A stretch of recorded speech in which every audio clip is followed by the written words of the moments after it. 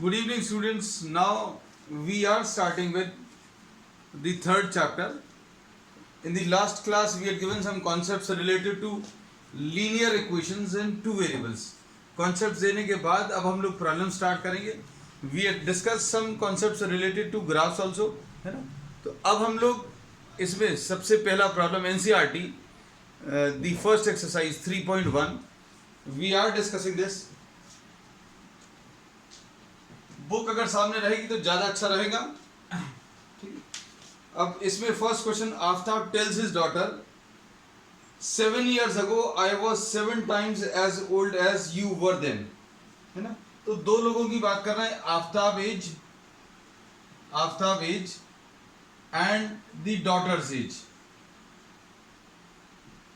और 7 years ago की बात कर रहे हैं. तो अभी हम लोग क्या कर रहे हैं, हम लोग प्रेजेंट एज इनकी अज्यूम कर ले रहे हैं.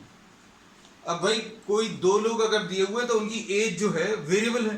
वेरिएबल कैसे, अभी कुछ है, कुछ साल पहले दोनों की एज अलग अलग रही होगी, और कुछ साल बाद अगर देखिए after some years the age will be different. तो अब हम लोग इसमें ये कहते हैं let the present age of Aftab is x years and the daughter's age is y years. दोनों की प्रेजेंट एज x और y ले ली. ये दोनों की प्रेजेंट एज x और y क्यों ली, क्योंकि ये चेंज हो रही है, क्योंकि इसमें प्रॉब्लम में चेंज हो रही है. कैसे पता चल रहा है, आज या कल की बात नहीं कर रहे. They are talking of 7 years ago and 3 years from now. मतलब 7 साल पहले एज अलग रही होगी, 3 साल बाद अलग होगी, है ना. सो एज इज चेंजिंग, और जो चीज चेंज होती है उसको अभी हम लोग x और y से रिप्रेजेंट करते हैं. तो सबसे इंपॉर्टेंट चीज ये है आपको प्रॉब्लम में आइडेंटिफाई करना कि क्या चीज चेंज हो रही है.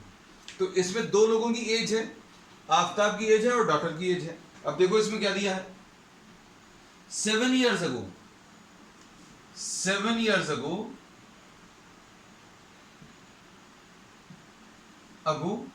Aftab's age would have been what, x - 7. आपकी प्रेजेंट एज मान लीजिए 15 है, और हम 5 साल पहले की एज बोले 5 years ago. Simply, if present age is 15, you have to subtract 5. This will give you the age 5 years ago. लेकिन इसमें 5 years ago नहीं बोला, 7 years ago. 7 years ago, Aftab's age will be x - 7, and the daughter's age will be y - 7. दोनों में से subtract कर दिया 7. हम लोगों ने दोनों की एज को x और y लिया. रीजन अब हमने बता दिया, और अभी और क्लियर होता जाएगा कि भाई एज एक ऐसा फैक्टर है जो इस प्रॉब्लम की स्टेटमेंट में चेंज हो रहा है. 7 साल पहले फादर की एज x - 7 और डॉटर की एज y - 7. और 7 साल पहले के बारे में क्या बोला है, 7 years ago father is saying that the father's age was how many times, it was 7 times age of the daughter. अब इस स्टेटमेंट को लिखते समय थोड़ा सा ध्यान रखना, मतलब अगर आप कुछ गलती मतलब ब्लंडर ना कर दें. अगर ब्लंडर कमिट करना तो कुछ बच्चे, कुछ बहुत कम बच्चे ऐसा लिख देंगे daughter is equal to 7 times father's age. तो obviously daughter will not be having larger age. Father की एज कैसे मिलेगी, 7 का मल्टीप्लिकेशन किस में करेंगे, डॉटर की एज में, है ना. तो फादर्स एज है, ये जो कंडीशन दी है, this is given 7 years ago. 7 years ago it was given father's age was 7 times the daughter's age. तो अब फादर्स एज कितनी है, x - 7 is equal to 7 into y - 7. तो ये एक इक्वेशन आ गई, इसको नोट कर लो बेटा जल्दी से. दिस इज व्हाट, इसको अगर आप सिंप्लीफाई करें, x - 7 will be equal to 7y - 49. ये ब्रैकेट्स अगर ओपन करेंगे तो 7y - 49 आ जाएगा. अब इसके बाद नेक्स्ट देखें, इसमें transferring this 7y to the left side and 7 to the right side, क्या मिलेगा, x - 7y will be equal to +7, ये राइट साइड में जाकर +7 हो जाएगा -49. जिस टर्म को आप दूसरी तरफ ट्रांसफर कर रहे हो, या तो राइट साइड में या लेफ्ट साइड में, the sign changes. So since y 7y is transferred to the left side, positive था, and this is transfer to the left side, this becomes minus, है ना। तो ये कितना आ जाएगा, x minus 7y will be equal to what, this will be equal to minus 42. So this is one equation. अब दूसरी चीज इन्होंने क्या बोला, ये तो 7 years अगो की बात बोली, है ना. अब हम रब करते जा रहे हैं. If you are not able to note it down along with me, you can just take a screenshot, है ना.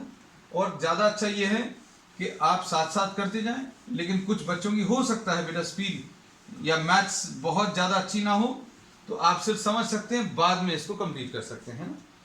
अब इसमें क्या दिया, 3 years लेटर, आगे 3 साल बाद, 3 years later, after 3 years,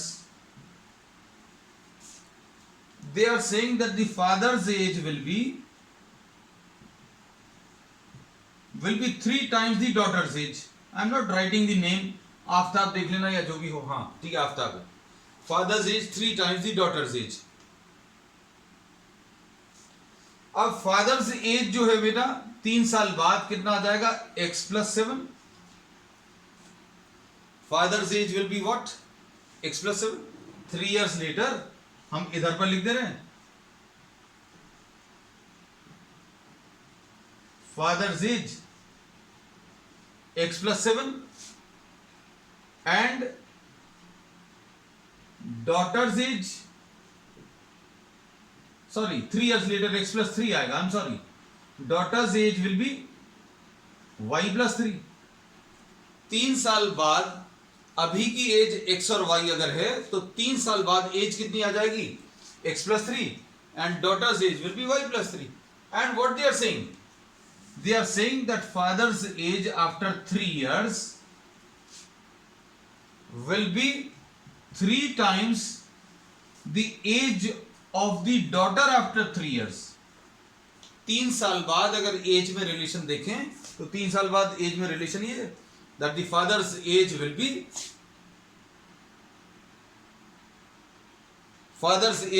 3 times,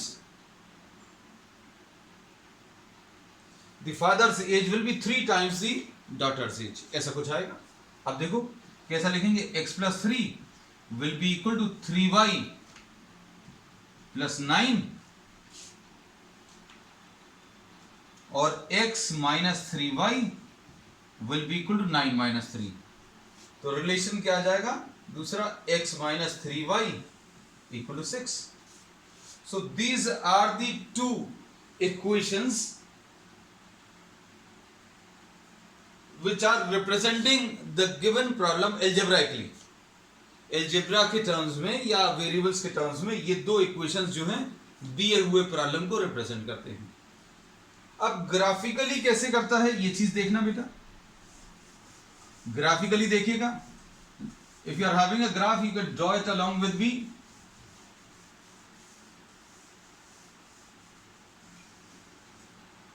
हम एक प्रॉब्लम में स्टार्टिंग में थोड़ा सा डिटेल में बताएंगे, बाकी फिर आपके ऊपर है, आप कितना अच्छे से कितना ज्यादा जल्दी आप इसको कर सकते हैं, है ना. x minus 7y equal to minus 42 है. If this is to be represented graphically then this will be written as x is equal to 7y minus 42. ठीक है.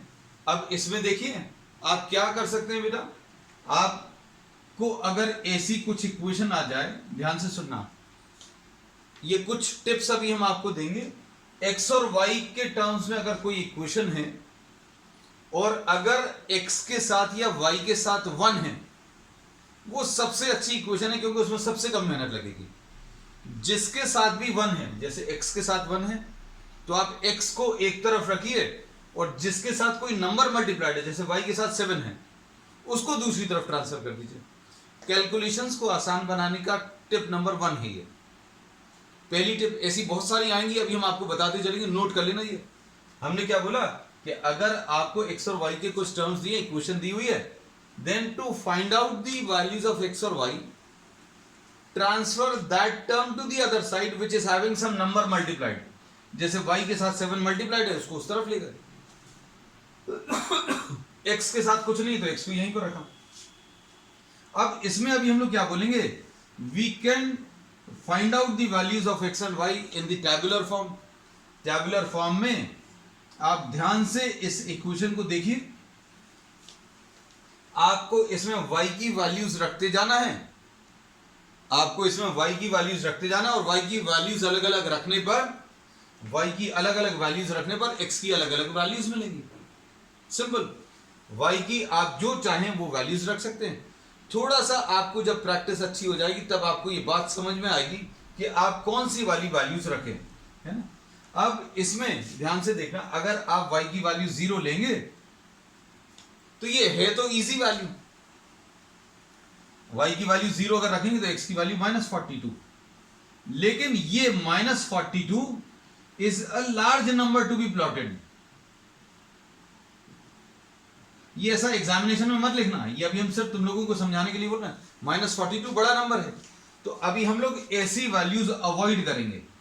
अगर ऐसे बहुत बड़े नंबर्स, अगर सारे नंबर्स बहुत बड़े आ रहे हैं तो चलेगा, लेकिन अब देखो y की वैल्यू 1 अगर आप ले लोगे तो ये 7 - 42,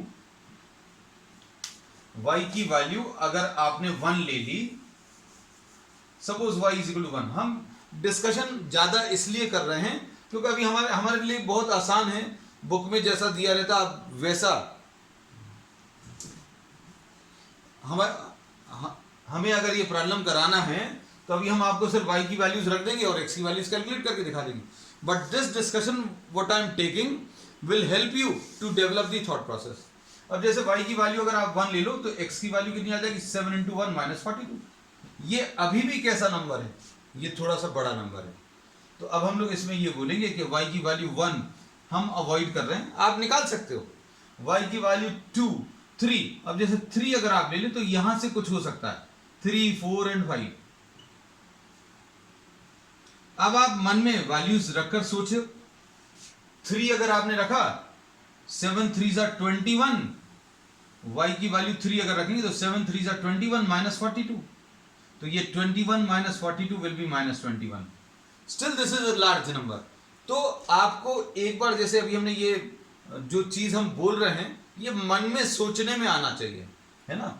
मन में आप ये चीज सोचते जाओ, लेकिन हमारा सोचने का जो प्रोसेस है वो हमें बोलना पड़ेगा, इसलिए हम बोलकर बता रहे हैं, लिखकर भी बता रहे हैं, ठीक है। अगली बार अभी हम प्रॉब्लम करेंगे तो सीधा क्या करेंगे भाई, ये टेबल बनाएंगे और इस टेबल में अभी हम डायरेक्टली ऐसा लिख देंगे कि 5 ले लिया भाई हमने, उसके बाद 6 ले लिया, उसके बाद 7 ले लिया। अब कोई पूछेगा आपने 1 2 3 4 क्यों नहीं लिया, तो अब आपको मालूम है 1 2 3 4 क्यों नहीं लिया। 5 अगर अभी हम लोग ले लेंगे तो 7 × 5 = 35, y की वैल्यू 5 अगर ली तो x की वैल्यू 7 × 5 -42, मतलब ये आ जाएगा 35 - 42 यानी कि -7। ये देखो प्लॉट हो सकता है आसानी से, प्लॉट तो सारे हो सकते हैं, लेकिन हम लोग कोशिश करेंगे ऐसे इजी नंबर्स रहें जिसमें ज्यादा मेहनत नहीं करनी पड़े। y की वैल्यू अगर 6 ले लें, 7 × 6 -42, तो ये कितना आ जाएगा 42 - 42 यानी 0। ये भी अच्छी वैल्यू है। अब 7 अगर रखें तो कितना आ जाएगा, x की वैल्यू 7 × 7, y की वैल्यू 7 रखी, -42 मतलब ये 7 आ जाएगा। तो ये 3 वैल्यूज काफी हैं। So for every equation you will be taking how many 3 points, 3 points लेंगे। 2 में लाइन बन सकती है, लेकिन अभी हम लोग 3 लेंगे। 3 अगर आप लेंगे तो आपको वहीं पर पता चल जाएगा आपका ग्राफ सही आया कि गलत आया, है ना। तो अब ये पहली इक्वेशन हो गई। फिर अब इसके बाद इसको अभी हम लोग साइड में कहीं पर लिख ले रहे हैं।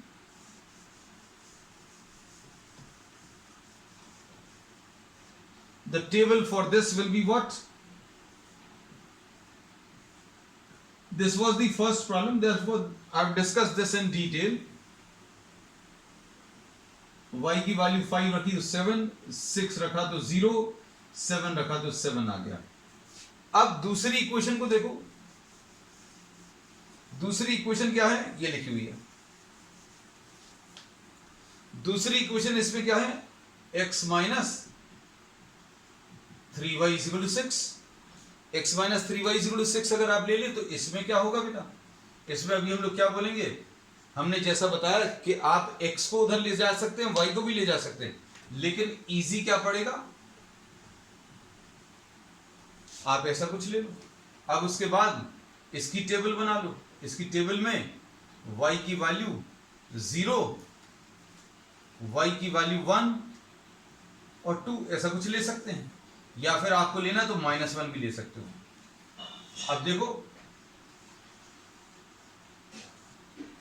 कुछ कुछ चीजें आपको दिमाग में आने लगी होंगी कि वैल्यूज कैसी लेनी है। y की वैल्यू अगर आप 0 ले लें, y की वैल्यू 0, तो y की वैल्यू 0 रखने पर 3 × 0, 3 × 0 + 6, यानी कि 0 लेने पर x की वैल्यू 6 आ गई। y की वैल्यू 1 अगर ले लें, 3 × 1 + 6 यानी कि 9 आ गया, 9 हो गया। -1 ले लो, -1 अगर आप लेंगे तो कितना आएगा, y की वैल्यू -1 अगर आप ले लें तो 3 × -1, 3 × -1 + 6 यानी -3 + 6, तो ये कितना आ जाएगा, y की वैल्यू -1 लेने पर, y की वैल्यू -1 लेने पर ये 3 आ जाएगा। ठीक, अब ये वैल्यूज आ गई टेबुलर फॉर्म में। अब इनको अभी हम लोग ग्राफ पर प्लॉट कर लेंगे। पहली इक्वेशन की वो लिखी हुई है, दूसरी इक्वेशन की अभी हम लोगों ने ये लिख ली। So just try to draw the graph.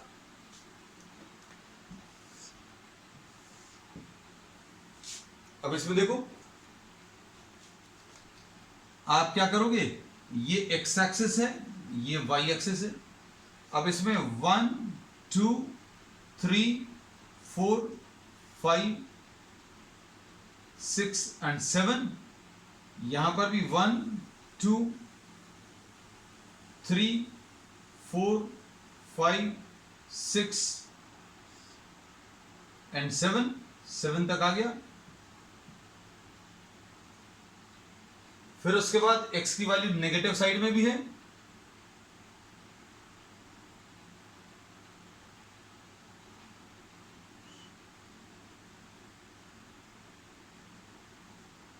ऐसा कुछ -1 -2 -3 -4 -5 -6 और -7, और बस इतना ही काफी है।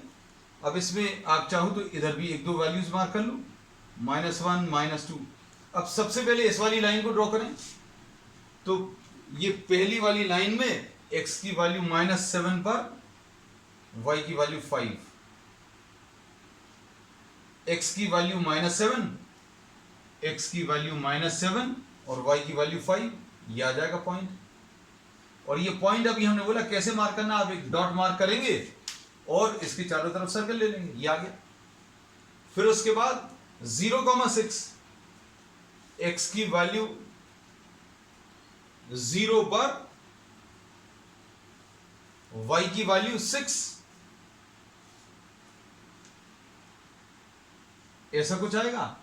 और x की वैल्यू 7 पर y की वैल्यू 7। तो ये देखो अभी आपको लगभग आइडिया लग गया होगा ये कैसी आ रही है लाइन।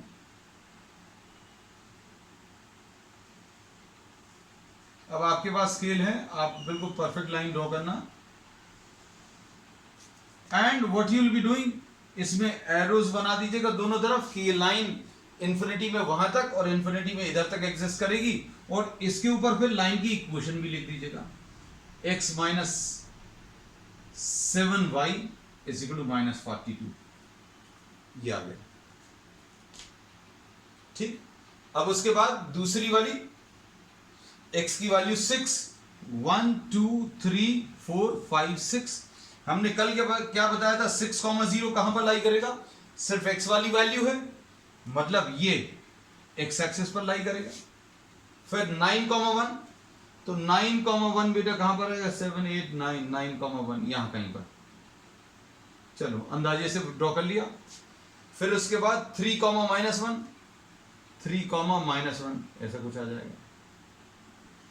ये 3, -1 पॉइंट्स के नाम भी लिख दो तो बहुत ज्यादा अच्छा रहेगा। ये 9,1, उधर ऊपर वाली लाइन में अभी हमने लिखे नहीं है, आप लिख लीजिएगा।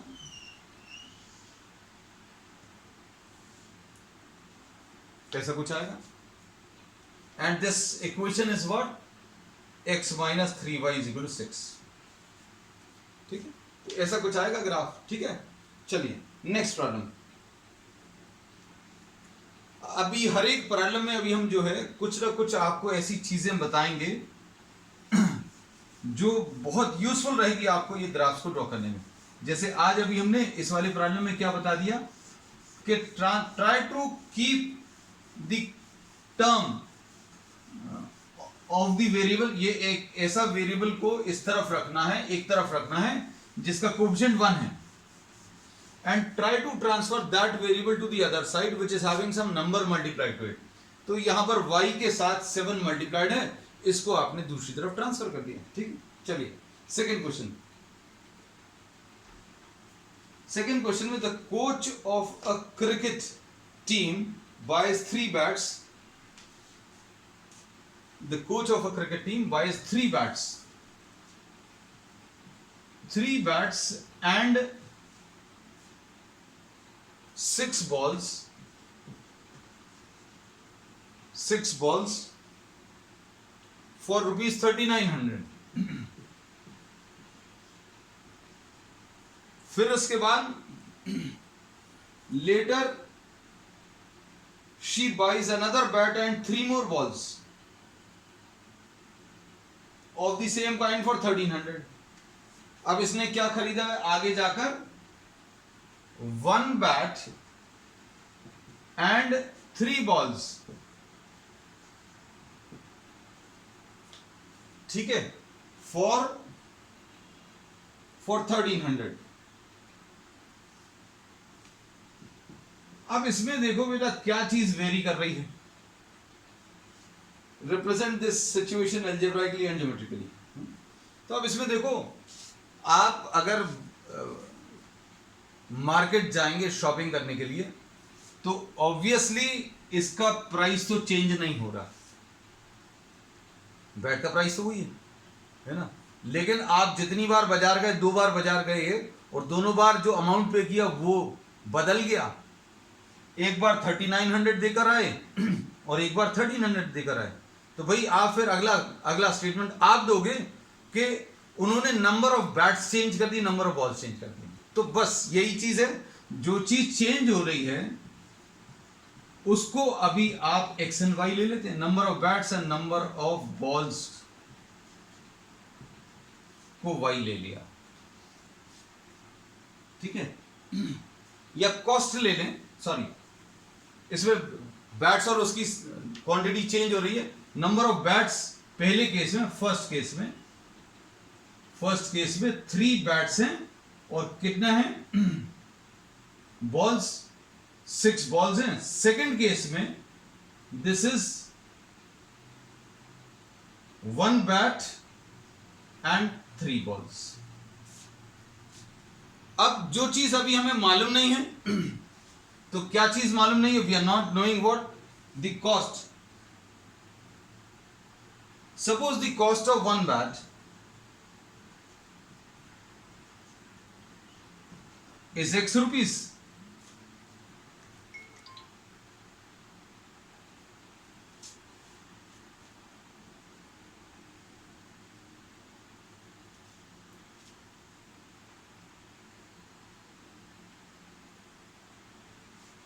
And the cost of आपका जो अमाउंट है वो क्यों चेंज हुआ, क्योंकि आपने नंबर चेंज कर दिए, है ना। और वो नंबर चेंज किए, वो नंबर फिक्स हैं। जैसे मान लीजिए 3 बैट्स लिए थे तो ये तो कांस्टेंट है, मतलब आपने जाकर जो लिया ये चीज 3 बैट्स है और ये 6 बॉल्स है, ये अननोन नहीं है। तो अननोन अभी क्या है, cost of 1 bat is X rupees and cost of 1 ball is Y rupees. तो जो चीज अननोन है वो अभी हम लोगों ने क्या ले ली, X एंड Y। अब इसमें देखो ध्यान से,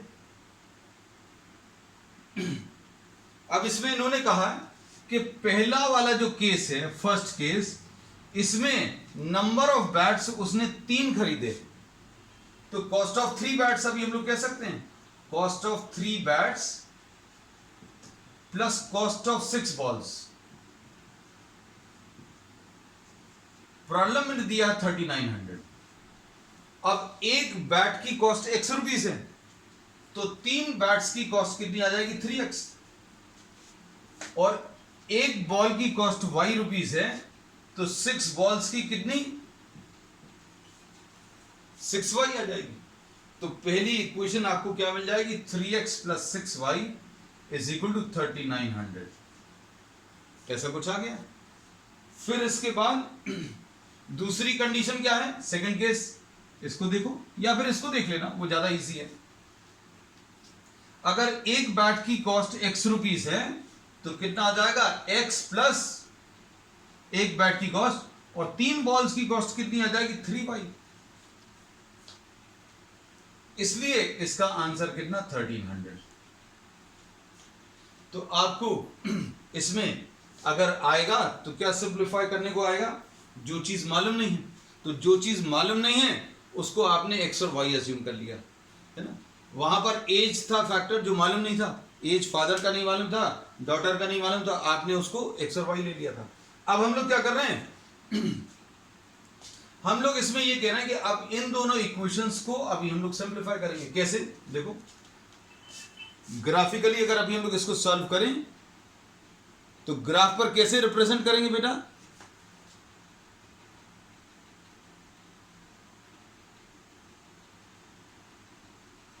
देखो अगर ये कोई इक्वेशन डिवाइड हो जाती है किसी नंबर से तो डिवाइड कर लेना है, ये हमारी तरफ से सेकंड हिंट है। अगर आप इसको देखो तो ये पूरी इक्वेशन जो है 3 से डिवाइड हो रही है। 3 से अगर डिवाइड हो रही है मतलब इसको क्या लिख सकते हैं 3x plus 6y is equal to 3900 है। आप 3 से अगर डिवाइड करोगे तो कितना आ जाएगा x plus 2y is equal to 1300। आप डिवाइड करके देख लेना, अगर मान लीजिए आपको दिक्कत जाती है तो 3 अलग से लिखकर 3 से डिवाइड कर लो।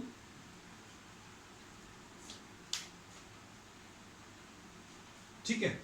अब इसमें अगर डिवाइड नहीं भी करेंगे तो भी आपको परफेक्टली बिल्कुल वैसे ही मिलेगा, x plus 2y is equal to 1300 है, और यहां पर x plus 3y is equal to 1300। ठीक है। अब ग्राफिकली अगर हमें इनको रिप्रेजेंट करना है तो कैसे रिप्रेजेंट करेंगे, देखो ये एक इक्वेशन इसको लिख लें और एक इक्वेशन इसको। अब हम लोग क्या कर रहे हैं बेटा, इसको यहां कहीं पर लिखकर रख ले रहे हैं, ये सब कुछ रब कर दे रहे हैं क्योंकि हमने अलजेब्राइक एक्सप्रेशन तो निकाल लिया है। अब ग्राफिकली अगर हम लोगों को इसको रिप्रेजेंट करना तो कैसे करेंगे, ये देखो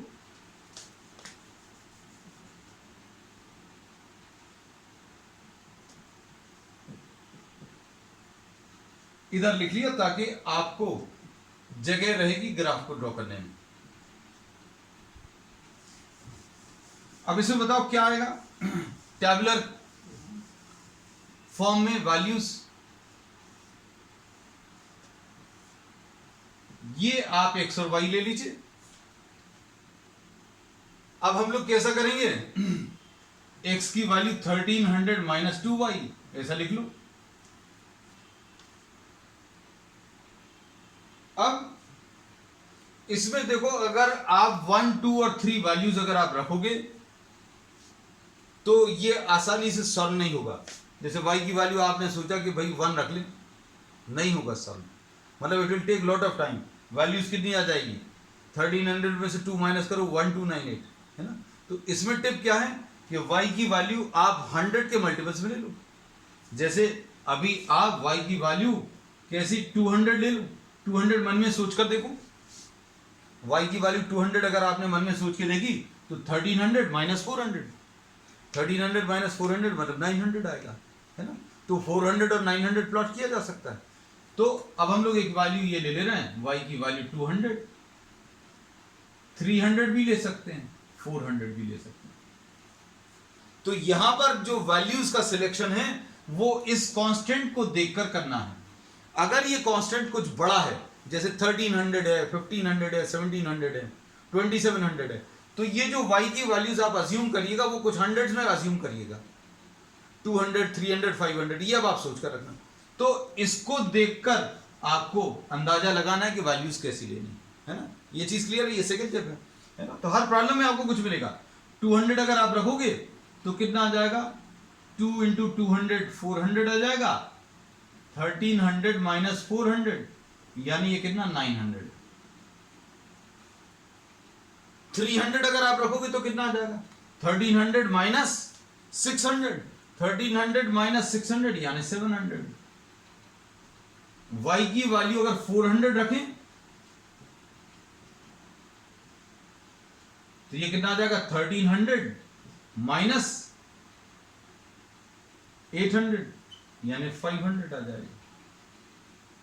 तो ये वैल्यूज अब हम लोग प्लॉट कर लेंगे। इसको देख लो, x is equal to 1300 minus 3y, इसको भी ऐसे ही कुछ टेबल बना लो बेटा। तो ये वैल्यूज क्या आ जाएंगी, x एंड y। इसमें y की वैल्यू हम लोग क्या ले सकते हैं, 200 ले सकते हैं, हाँ ठीक है 200 ले लीजिए, वही आ जाएंगे। 200 अगर आपने लिया तो ये कितना आ जाएगा, y की वैल्यू 200 लेने पर 1300 माइनस 3 इंटू 200 यानी 600। 1300 में से 600 माइनस करेंगे 700 आ गया। 300 ले लो, 300 अगर ले लेंगे तो y की वैल्यू 3 इंटू 300 यानी कितना आ जाएगा, 1300 माइनस 900, 1300 माइनस 900 यानी 400। उसके बाद 400 ले लो, ये 100 आ जाएगा। वैल्यूज प्लॉट अगर करनी है तो अब आप जो वैल्यूज 1 2 3 4 लेते थे, अब वो 1 2 3 4 मत लेना, इनको अभी हम लोग क्या मार्क करेंगे, 100, 200, 300, 400, 500, 600, 700।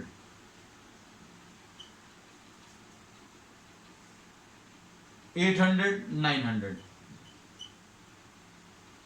ठीक है, आप वैल्यूज लिख लेना बाकी सारी, चलो हम लिख ही दे रहे हैं।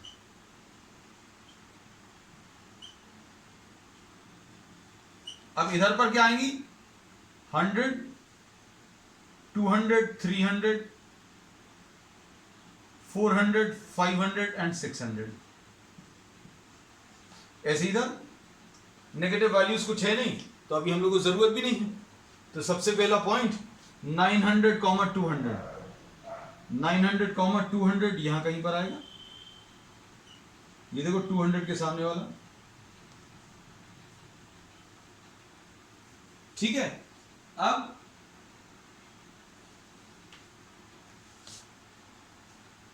अगला क्या है, 700, 300, 700, 300 तो यहां कहीं पर आएगा। और अगला कौन सा है, 500, 400, 500, 1 2 3 4 यहां कहीं पर आएगा। तो ये वैल्यूज जो हैं ऐसी कुछ आएगी। फिर अगला क्या है, अगला है 700, 200, 700, 200। इसके ऊपर अभी आप पॉइंट्स मार्क भी कर लेना। ये वाला कौन सा पॉइंट है बेटा, ये 500, 400, ऐसे पॉइंट्स मार्क भी कर लेना। ये कितना 700, 300।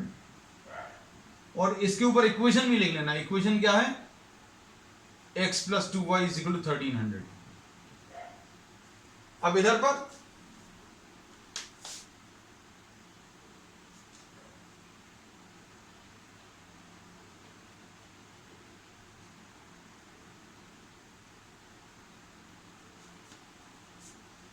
अब इसके बाद x की वैल्यू 700 और 200, 700, 200 यहां कहीं पर आएगा, इसके जस्ट नीचे, ठीक। उसके बाद 400, 300, 400, 300 यहां कहीं पर आएगा, एक ये पॉइंट है। और फिर तीसरा कौन सा है, 100, 400, 100, 400 तो एक यहां कहीं।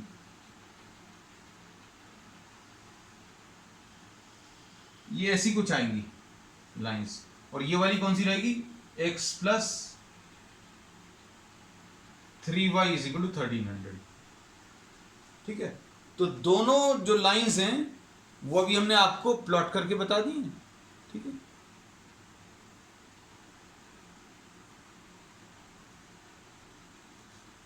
अब इसमें शायद एक प्रॉब्लम और है, इसका स्क्रीनशॉट ले लेना बेटा जल्दी से।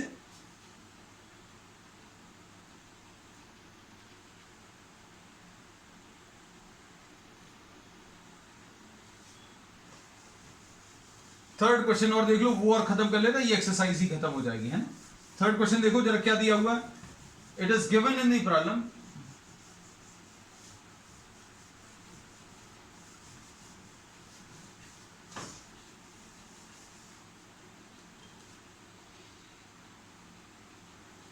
the cost of 2 kg apples, 2 kg apples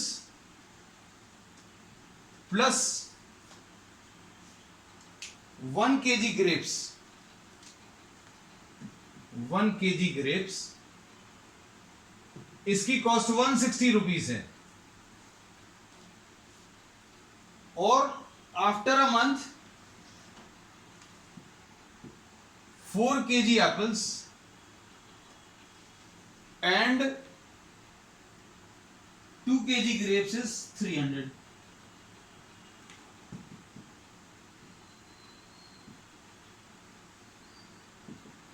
ये कितना दिया है,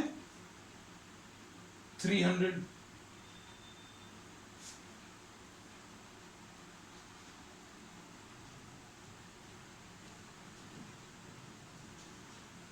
ठीक, अब suppose cost of 1 kg Apple